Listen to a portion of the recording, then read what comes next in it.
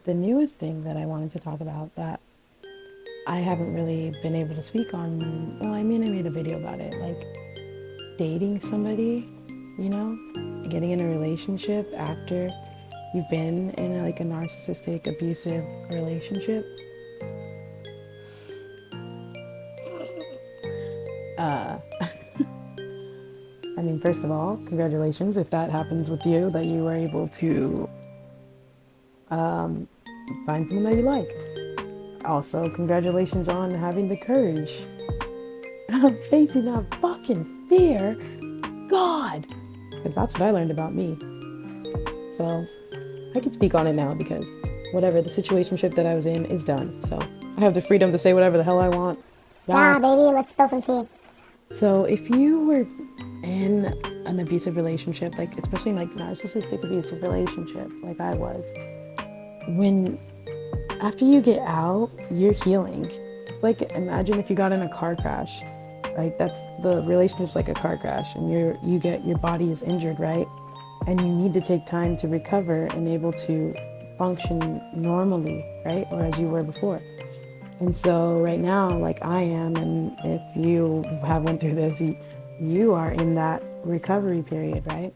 And so it's very, very important that you are more discerning this time and protective of yourself, and you have the right people around you, you know, people that understand what you've been through and have empathy, aren't selfish, care about you, you know, like don't have secret motives, intentions, you know, just different things. But especially with like in regards to if you get into a romantic situation or dating or whatever, like for me it was like honestly it was a hookup at first that like failed, that turned into a failed talking stage that never even like happened. So it was a hookup, and I communicated to him because I know myself and I know I'm responsible for my like well-being. So I had to say something to him. I told him like, because I got out of an abusive relationship, I need to have emotionally safe people in my life. So if we are going to keep hooking up, then we have to like be friends. You can't just like not be friends. You can't just ghost me and come back whenever. And we have to be honest with each other. And like to him, I think because he's younger, less life experience, kind of immature, very selfish, like he got scared, like, you want a relationship, you want to be with me. And I'm like, bro, I don't want to be with you, trust me. Like, and a relationship isn't just because you're honest and you communicate. Like, that's like in my world that I've been creating, like that's just basic human rights. Being honest and communicating well with people. After we talked about it more and discussed it, like he said that he understood where I was coming from and like what I meant, because at first he got scared that I was trying to be his girlfriend. I ain't trying to be nobody's girlfriend ever. So then what happened is he kept doing the same thing and crossing my boundary and doing the same thing, and he said sorry every time, and it was just like a fucking broken record. And to me it was like, no.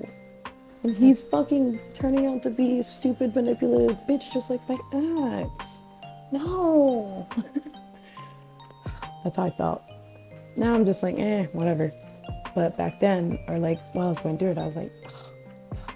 So I kind of went into this like willfully blinding myself to all these red flags because I didn't want to go through another manipulative motherfucking bitch again. I even told him, if you keep saying sorry and you don't change your actions, you're just trying to manipulate me. You say these things, like with him, I noticed he didn't match his words to actions. Red flag, right? Stories that he said changed. Red flag, when I pointed out that they changed, he told me that I was wrong. Red flag, I read in a journal. Thank you, ex-boyfriend, for teaching me, because I'm like, you're doing all the things. No, you're so hot, and I thought you were actually real. Good trick, you almost got me. So like, that failed talking stage is over. I mean, it's just so annoying. But a big thing I did want to talk about with that is like,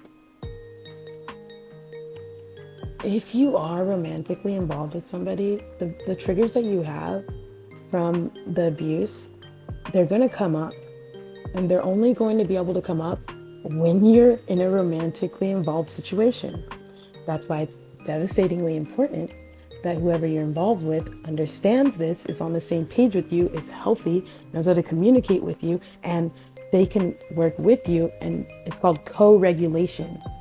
So, like with that guy, right? That I was, whatever. He said exact same words as my ex, right? I, tink, clocked it. Ego took over, went in straight fight or flight. Felt like I was at my ex's house and I started freaking out. I was like, oh my God, I'm freaking out. I'm freaking out.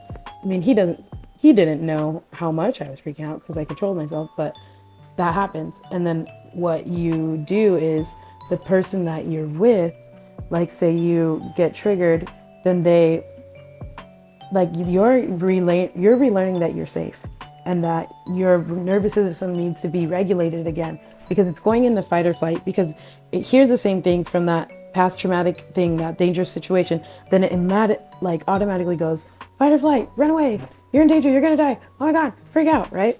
And then what you need to do is, first of all, be present, recognize you're not in that situation, and then because it's like subconscious and unconscious programming that have been instilled from the abuse.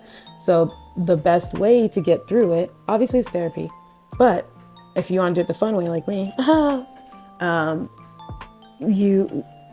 the person that you're with, so that guy that I was with, like they work with you to show you that you're safe. You know, like I'm not doing that. I'm not gonna hurt you. What can we do to help you calm down? Do you want to go for a walk? Do you want to listen to music? Do you need space? Just let me know. I'm here for you. And like when the person that you're romantically involved in is consistently like there, you know, like consistently present and able to like help you like in a balanced way, obviously, like and can help co-regulate your nervous system, like help you to calm down, you're gonna learn that it's okay to be safe again, that you can trust people. And that's why it's like super important to make sure that you get involved with people that are not manipulative like I did. It's okay, I'm super strong apparently. I go through this shit so I can tell you guys what not to do. Eh? Because what happened with me is I was just like completely abandoned and I had to work through that shit by myself, which cool, more fucking individual strength for me again, woohoo. But it does triggers old abandonment wounds.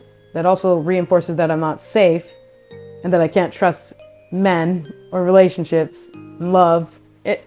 But it's okay, I don't know, it all happens for a reason. It'll all work out. But like, just if you get in a relationship with anybody or whatever, after you've been through abuse, I really highly hope that they are aware of what you've been through and they're conscious and they are mature and healthy enough to be able to work with you.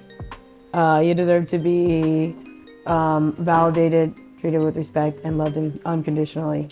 Deuces.